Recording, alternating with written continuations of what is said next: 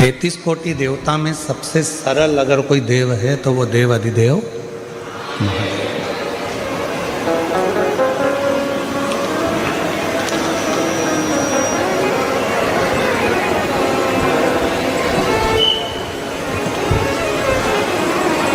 वैकुंठ का वास मिलना सरल है।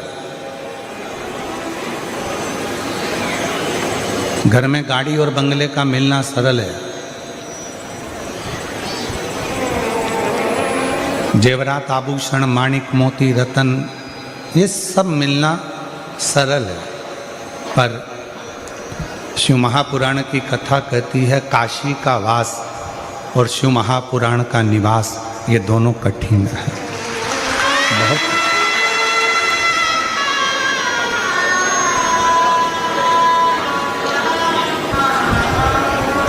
ये दोनों कठिन है। एक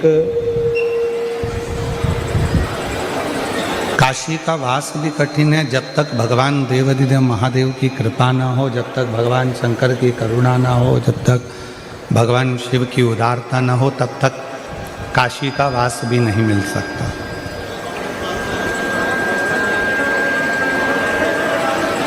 काशी का निवास नहीं मिल सकता। और ये आगे के चल रहा है।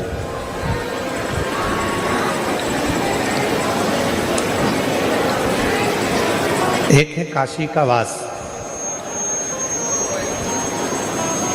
और दूसरा है शिव महापुराण की कथा, भगवान शंकर की पवित्र कथा।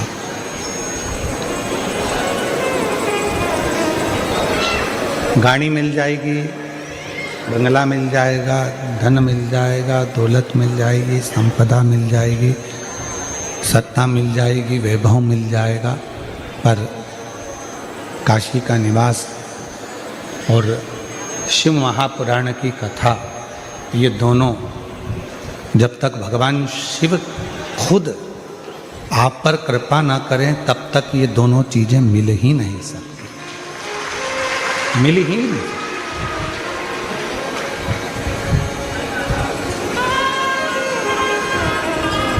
अब आप कितने किस्मत वाले हैं, कितने भाग्यशाली हैं, कितने आप पर भगवान की कृपा है, करुणा है, दया है कि आपको 7 दिन सूरत नगर में गुजरात की पवित्र भूमि पर बैठकर ये शिव महापुराण की कथा सुनने को मिल रही है। तो समझ लेना कि शिव जी ने आपका हाथ पकड़कर आपको मंजिल तक भेजने की तैयारी की है।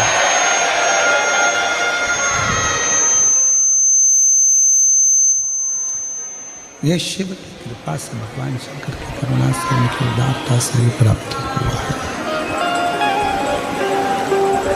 ये शिव कृपा ना करे तो जब तक कोई, भगवान शंकर अगर करुणा ना करें, कृपा ना करें, तो कोई शिव कथा तक और काशी तक नहीं पहुंच सकता।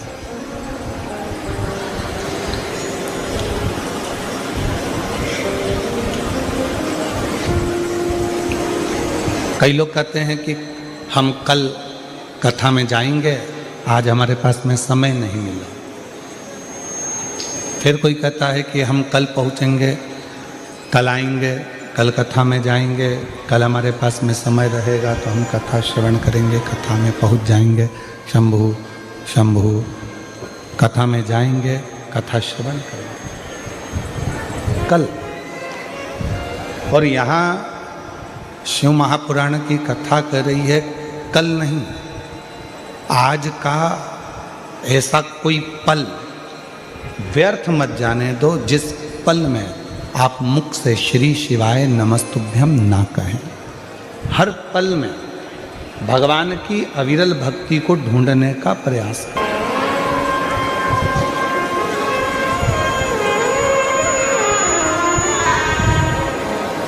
प्रत्येक पल में भगवान को खोजने का प्रयास करो, प्रत्येक पल में भगवान को पाने का प्रयास करो, प्रत्येक पल में शिव को प्राप्त करने का प्रयास करो। प्रत्येक पल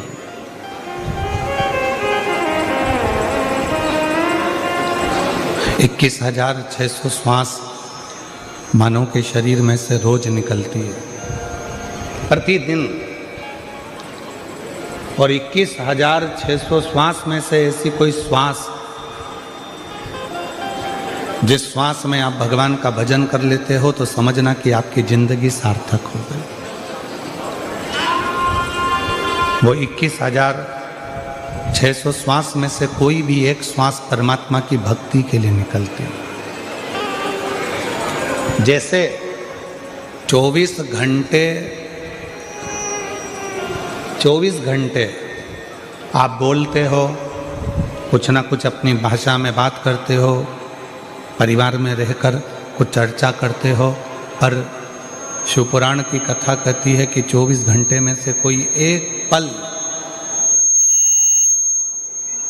24 घंटे में से कोई एक पल हमारी वाणी का, हमारी जिह्वा का ऐसा होता है जिस पल में, जिस वाणी में सरस्वती हमारी जिह्वा पर विराजमान होती है।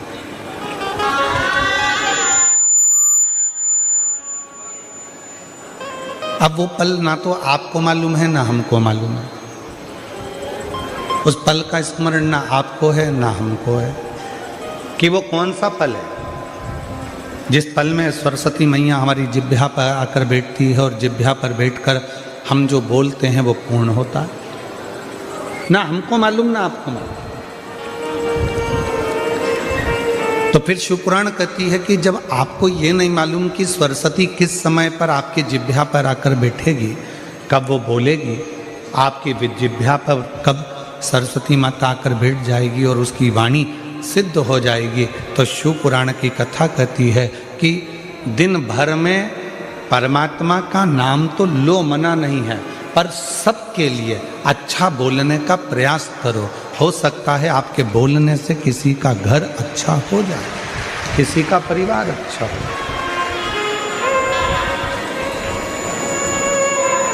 हो सकता है।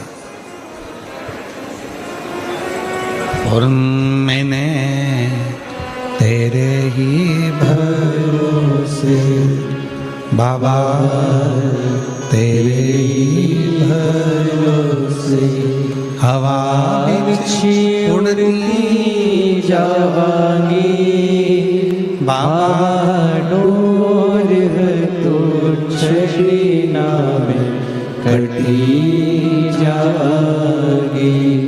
भोले मेरी पतंग शंभो, मैं तेरी पतंग हवा बिछी उड़ती जागी बाबा, डोर है तो छड़ीना में कटी जागी। सरस्वती हमारे जिह्वा पर, हमारे मुख पर 24 घंटे में से एक बार, एक क्षण के लिए आती है। जब हम वो वाणी में कुछ ना कुछ बोलते हैं तो सरस्वती सिद्ध होकर कुछ कह जाती है, कुछ बोल जाती है।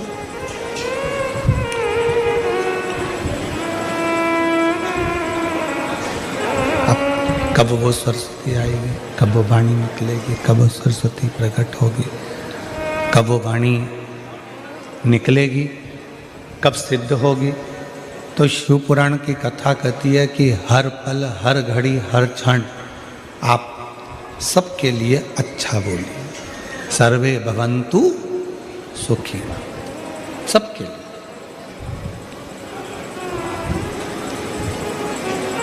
कोई जरूरी नहीं है कि आप किसी से पूछोगे कि तुम कैसे हो। अपने वाले से पूछोगे कि तुम सब कैसे हो, दूसरे से भी तो पूछ सकते हो कि तुम सब कैसे हो।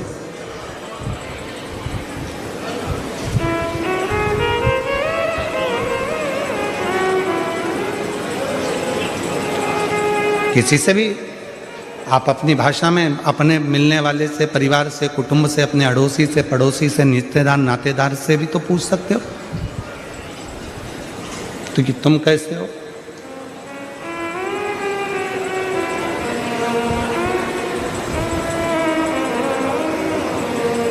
गुजराती भाषा में कहते हैं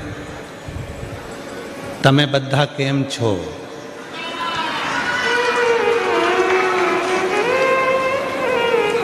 कोई ज़रूरी नहीं है कि हम हमारे परिवार वालों से पूछेंगे कि तुम कैसे हो। अपने पड़ोस को, अपने अड़ोस में रहने वाले, अपने पड़ोस में रहने वाले, अपने कोई मोहल्ले में, कॉलोनी में, सोसाइटी में रहता है, उसको आपके दवा, आप मत दो उसको धन, आप उसको पैसा भी मत दो, नहीं चाहिए, परंतु इतनी प्रेम की वाणी तो बोल सकते हो ना कि तुम कैसे हो। इतना तो कोई भी कह सकता है कि आप स्वस्थ रहें, खुश रहें, श्रेष्ठ रहें, आनंद में रहें। तुम्हें कोई तकलीफ तो नहीं, तुम्हें कोई कष्ट तो नहीं।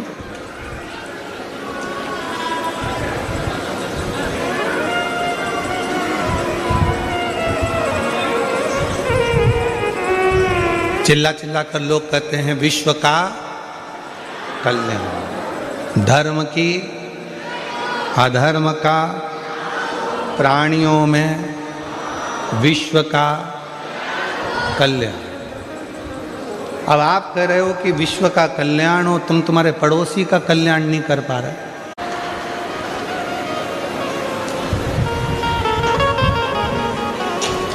अपना कल्याण कर पा रहे हो, केवल अपना। अब इस कथा में ही देख लो ना, तुम दूसरी जगह तो जाने दो। खुद की पत्नी होगी, चल आगे बैठ, आगे बैठ, आगे बैठ, आगे बैठ, और पड़ोस वाली बेचारी बूढ़ी माँ हाथ जोड़ कर कह रही है छोरा मुझे आगे बिठा दे। कहाँ व्यवस्था करूं, कैसे व्यवस्था करूं? नहीं है व्यवस्था, जाओ। अब चिल्ला चिल्ला कर कह रहे हैं विश्व का कल्याण हो, और जब विश्व के कल्याण की बात आती है तो सबसे पहले व्यक्ति अपना कल्याण देखता है, क्या अपना हो रहा है कि नहीं हो रहा, अपने को लाभ मिल रहा है कि नहीं मिल रहा, अपने को फायदा मिल रहा है कि नहीं मिल रहा, पहले वो देख। पर 33 कोटि देवता में केवल एक देव अधिदेव महादेव ऐसे हैं जो विश्व कल्याण की कामना करते हैं। उन्होंने जहर पिया, अमृत दिया, अमृत देवताओं को दिया और खुद जहर पिया। पार्वती मैया ने पूछा था कि यह जहर पीना जरूरी है? शिव जी कहने लगे अगर ये जहर मैं नहीं पीऊँगा तो ये पूरी पृथ्वी जलकर भस्म हो जाएगी और विषैली हो जाएगी। विश्व का कल्याण करने के लिए मुझे ये जहर पीना पड़ेगा। अगर मुझे विश्व का कल्याण करना है तो ये जहर पीना जरूरी है और ये जहर मुझे पीना पड़ेगा, और इसको मुझे पीना है।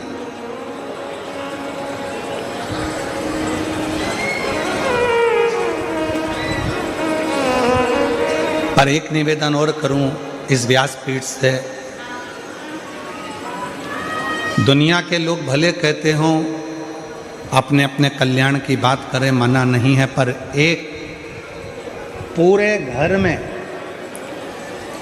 पूरे परिवार में घर की जो स्त्री होती है, घर की जो नारी होती है, घर की जो माँ होती है, घर की जो बहू होती है, घर की जो बेटी होती है, घर में रहने वाली एक स्त्री केवल एक ऐसी होती है जो अपने पूरे परिवार के कल्याण की बात करती है, और जो व्रत साधना उपास करती है वो पूरे परिवार के लिए करती है। एक स्त्री,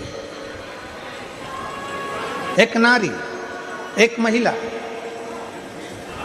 वो विश्व कल्याण की ही बात करेगी, वो संपूर्ण परिवार के कल्याण की बात करेगी।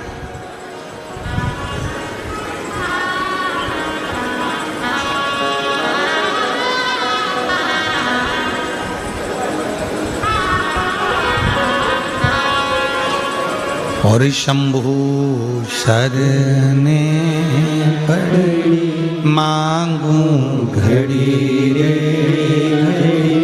दुख काटो दया करी दर्शन आपो। शंभु शरणे पड़ी मांगू घड़ी रे दुख काटो दया करी केवल एक देव अधिदेव महादेव ऐसे हैं, भगवान शंकर वो गढ़दानी, त्रिकालदर्शी, कैलाशी, अविनाशी शिव ऐसे हैं जो विश्व कल्याण की कामना करते हैं।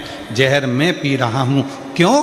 पूरा विश्व आराम से जिंदगी जी सके, इन सबको अमृत प्राप्त हो सके।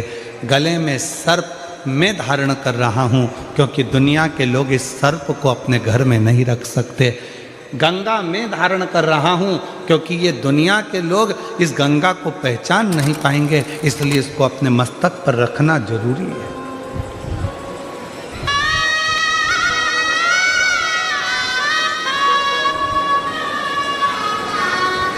अपने शीश पर रखना बहुत जरूरी है।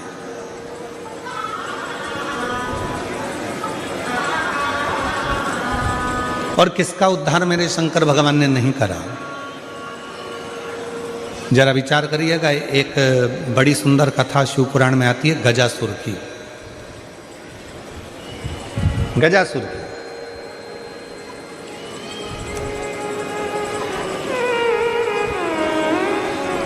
गज का मुख है, मनुष्य का शरीर असुरों वाला है।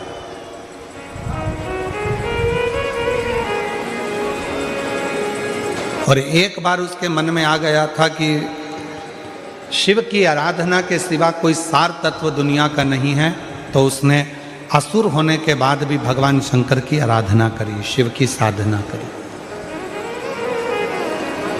शिव साधना में डूबा हुआ, भगवान शंकर की आराधना में डूबा हुआ वो गजासुर।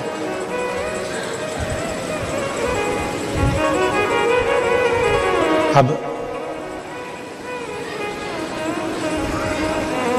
इतनी भगवान देवाधिदेव महादेव की आराधना में गजासुर हो गया, इतनी आराधना में डूब गया, साधना में डूब गया कि भगवान शिव को प्रकट होना पड़ा।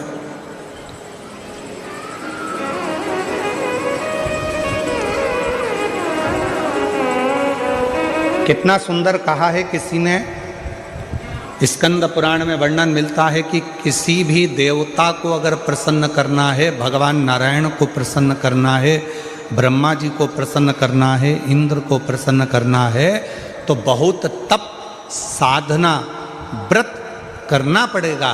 तब जाकर भगवान ब्रह्मा, विष्णु, इंद्र, गरुण, वरुण, अरुण ये सब बहुत तप साधना के बाद प्रकट होते हैं।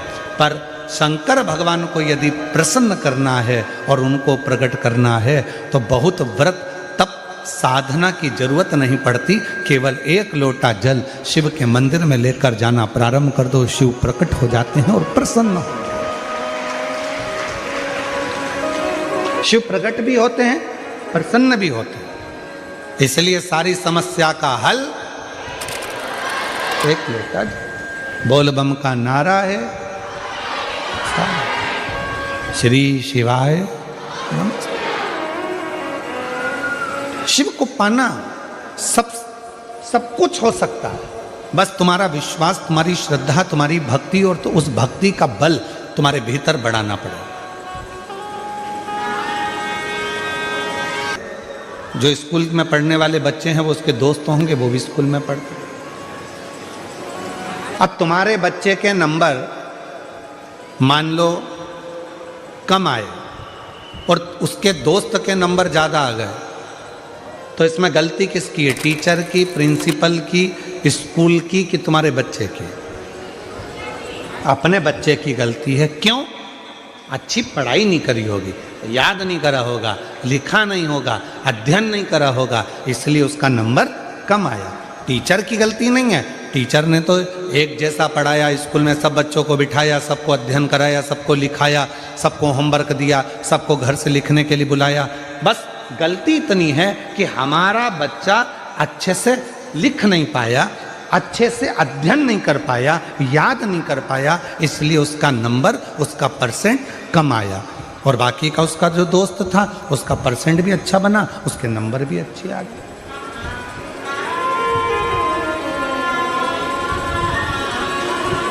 अब टीचर को तो आप दोष नहीं दे सकते,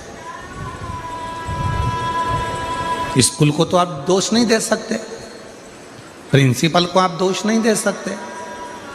गलती बच्चे की है कि